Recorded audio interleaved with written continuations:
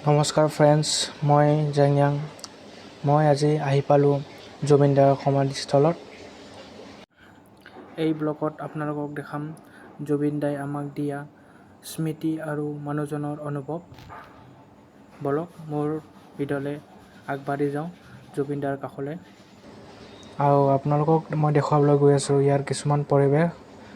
কিছুমানে video' photo লৈ আছে আৰু কিছুমানে মমবাতি, ধূপকাঠি আৰু ফুল আদিবোৰ জুবিন দাক স্মৰণ কৰি আছে।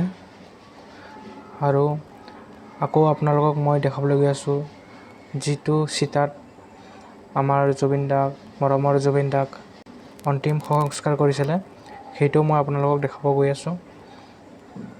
ইয়াত চাওক আপোনালোকে, ইয়াতে জুবিন দাক ৰাতিটোৰ ভিতৰতে ইয়াতে সমাধিস্থল এটা বনাইছিলে পাহাৰ এখন কাটি আৰু ইয়াত আহি মানে মনটো কিবা এটা হোৱা নিচিনাকৈ আজিলৈকে বিশ্বাস কৰিব পৰা নাই আমাৰ জুবিন দা আমাৰ মাজৰ পৰা হেৰাই গুচি গ'ল।